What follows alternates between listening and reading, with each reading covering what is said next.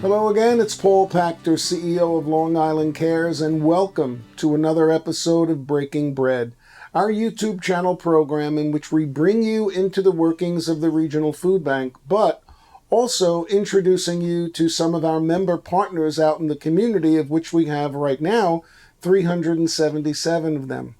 And I am absolutely thrilled to welcome Marc Soto, the new Executive Director of Pronto of Long Island, to the program. Marc, it's great to see you. Great to see you as well, Paul. Thank you so much for the invitation. We Sure. truly appreciate it. Pronto of Long Island has been around for a long time. Many people know of the great work the organization does, but as you and I have discussed, there's still others that don't know about Pronto and what you do. So this is the opportunity. What's Pronto of Long Island, and how do you help the local community? Awesome. Well, thank you for that question, and thank you for this opportunity. Pronto has been around since 1969, so over 52 years of service to the community in the Brentwood, Bayshore, Central Islip area, but not exclusive to only those people in those towns. The motto is people helping people, and it's an extraordinary mission and statement. It was started by a nun and a priest in the local area, because the working class at that time were not receiving a living wage. They were receiving a minimum wage, and they needed some assistance with food and things of that nature. It was largely a Puerto Rican community at that time that had moved out from the urban areas, the city and the various boroughs, and they had started a very strong community here. And so they started it to help feed those individuals. And then the thrift center opened, and they allowed them to benefit from donations of clothing and housewares and things of that nature. The mission statement is extraordinary. I've been involved with many, many nonprofits in my lifetime, and I've never heard a better one. And perhaps I'm a little biased now as the leader, but nonetheless, it's to feed the hungry, clothe the needy, welcome all strangers. There is no stranger danger at Pronto, and provide healing and hope to everyone who walks through our doors or calls our phones. We are able to do that because of partnerships with organizations like yours. Long Island Cares is extraordinary. Your compassion, your commitment to service, and everything that you do lines itself perfectly with our mission statement. So we're able to make inroads into raising the quality of life of so many different individuals. So we've, in the last calendar year, 2020, because of the pandemic, we fed close to 99,000 people, which is extraordinary. No, that's incredible. We assisted an additional probably 40 to 50,000 in our thrift center, giving them diapers and baby seats and strollers and walkers for our elderly, and adult diapers and baby diapers, wet wipes and toiletries and all kinds of things. And then we assisted those individuals connect to services. So we have partnerships with our healthcare partnership is with Health First. They have a representative in our location.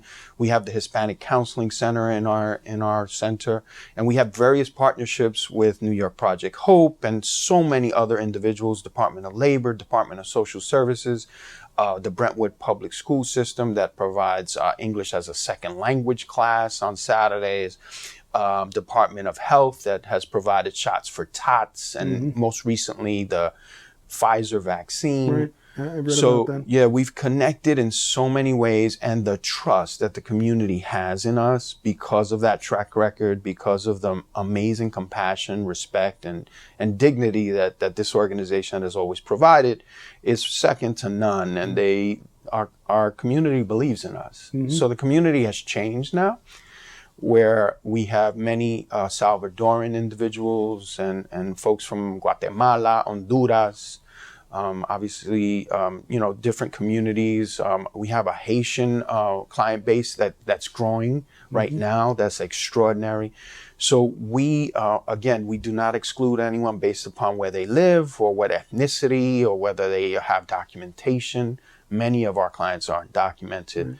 But we treat them with the compassion, the dignity, the respect, and we assist them in raising their quality of life and allowing them not just to be fed one day, but to learn how to fish, right? And to provide inroads to skill sets and training and things of that nature that allow them to improve their lives. I remember when I first visited Pronto for the first time, and I've been there many times since, how impressed I was with the organization's view of what food insecurity is and what the needs of people who are struggling with food insecurity are. They're in not only the pantry, not only the thrift store, but the access to healthcare, being able to, see a clinician, being able to get some mental health assistance if that's what they needed. And it really brought home for me something that I've been saying now for 14 years, and that is that it takes more than food to feed the hungry. People don't realize that if you're someone struggling with food insecurity, you might be unemployed. Correct. If you are employed, you might be making less than minimum wage.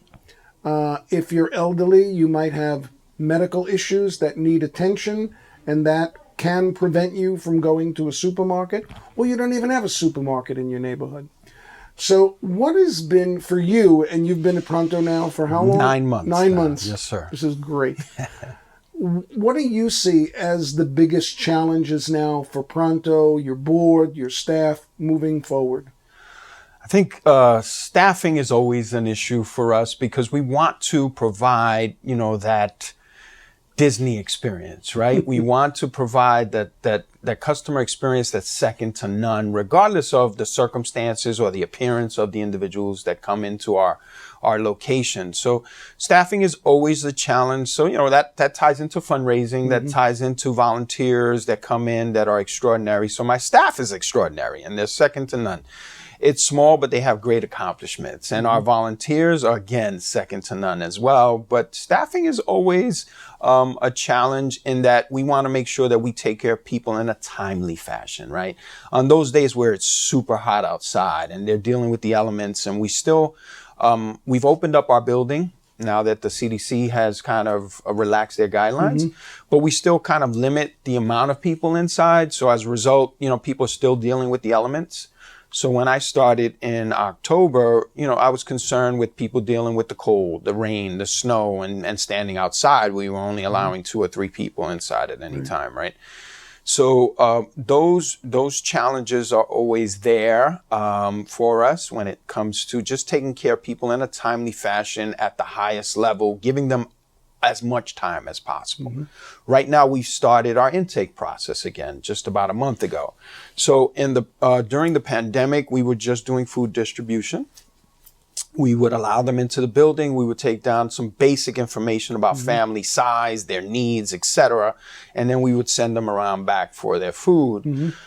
But that's not what Pronto is about, as you mentioned, right? So we're a three-legged stool. We're multifaceted. We have, various ways that we try to assist our clients.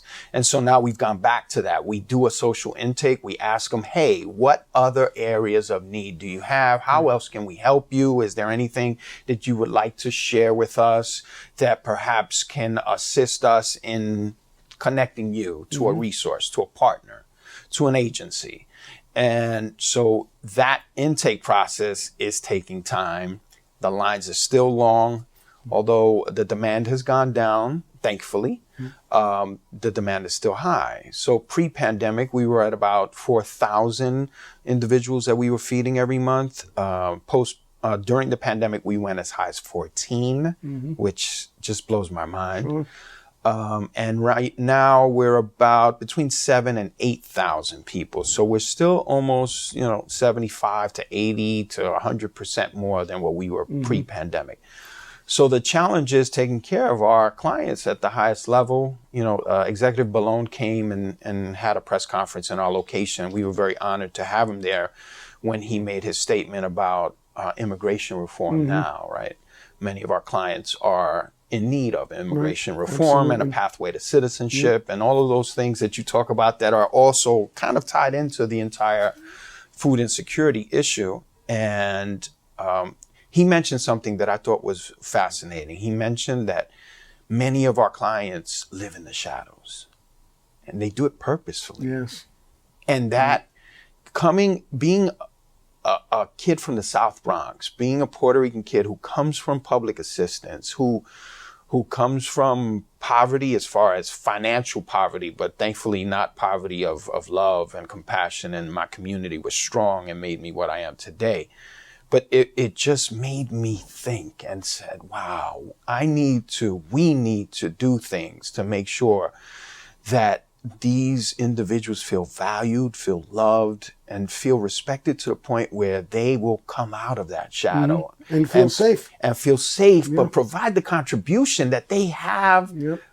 That's so valuable that I'm sure they have so many talents, right? So it's providing as much to them as possible and providing them in a timely fashion and not turning anyone away. Absolutely. You know, one of the things that unfortunately Long Island hasn't learned over all these years that we've been a region is how to treat our immigrant population.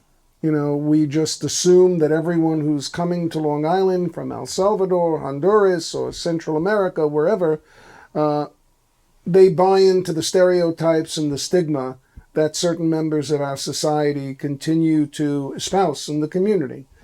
And, you know, we've got to get beyond that. You know, we had one of the most notorious national cases in Long Island right out of Suffolk County. Yes, sir. You know, and we've done a lot of publicity about gang violence, and this is who the immigration population is. But we know it's not true.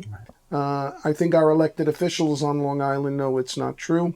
And when you look at a person who is an immigrant and new to our shores, and they come here with limited resources, hopefully some connection to a local community, otherwise they wouldn't come here. Maybe there's other family members.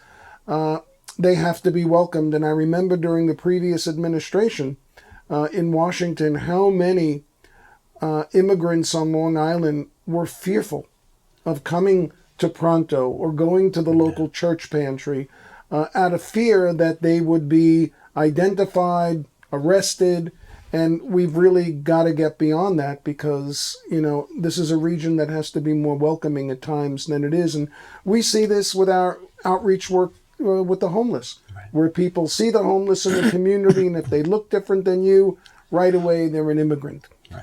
What do you see in the next year or two coming your way at Pronto? What would you like to accomplish? We have some exciting things happening right now. We have a summer program where we're helping folks, our young people, deal with nutrition education. So that's exciting right now. I have amazing kind of thoughts in my head about doing all kinds of training, whether it be financial literacy, whether it be how to save and how to invest and how to get on a path towards home ownership and things of that nature. We have major concerns right now with the rental assistance program, right? And the fact that the eviction moratorium could end or may end or will be ending, et cetera. We have hopes and dreams that, similar to what Reagan did in the 80s, that we will find a new pathway to citizenship for individuals who are here, the dreamers and all the folks who have opportunities to show their value and to show their contributions to this great country that we have, that we welcome so many. So I see us helping with that immigration. I see us helping right now in the immediate time frame with the rental assistance and things of nature related to evictions, because that is, I think, a major crisis that could be happening. Absolutely. And especially in our communities, being that so many people are renting rooms or renting, having multiple families in an apartment or in a home, et cetera. And those challenges are there for the landlords. Absolutely. So we're very sympathetic to that. But to the individuals who might be out on the street, it creates a major challenge for them. So we're working with that. In the remaining 20 seconds we have, if people want to support Pronto, make a donation, help out, how do they get in touch with you? Pronto Long Island, all spelled out, .org on the web. We have that website. We have multiple social media sites on Twitter, on Facebook, Instagram. We have multiple events coming up where we have one with the Long Island Ducks on August 11th. That's a fundraiser for us. $20 for a ticket gets you a T-shirt and a baseball game, and allows us to raise some funds for purchases of food and other items. We have a calendar of events coming up that's extraordinary, and we are very inclusive. We recently had a Pride event in June. We have movie nights. This month we're showing Soul, a great animated film under the stars on the side of our building, and everything is free. It's a family night that everything is free, and we bring our community together. So they can reach out to us, obviously, on our phone number, you know, in Bayshore, 128 Pioneer Drive. Anyone that's in need should come. It should allow us to connect them, or should allow us to assist them in any way we can. The food pantry is open 9 to 2, Monday through Friday, and 9 to 12 on Saturdays. So we are here to serve. We are very grateful to Long Island Cares and to all of our partners, you know, and we just want to serve others and bless the community as best we can. Wonderful. You've got the information on how to reach out to Pronto of Long Island. We couldn't ask for a better guest than Marc Soto to talk about it. We're so fortunate to have you in the network. And I know it's only been 9 months. We'll have this conversation hopefully 9 years from now. If you like what you're watching and you want to keep watching and see more programs, please consider subscribing to our YouTube channel right here on your own screen. And until next time, we'll see you. This is Paul Pachter, CEO of Long Island Cares. Till next time.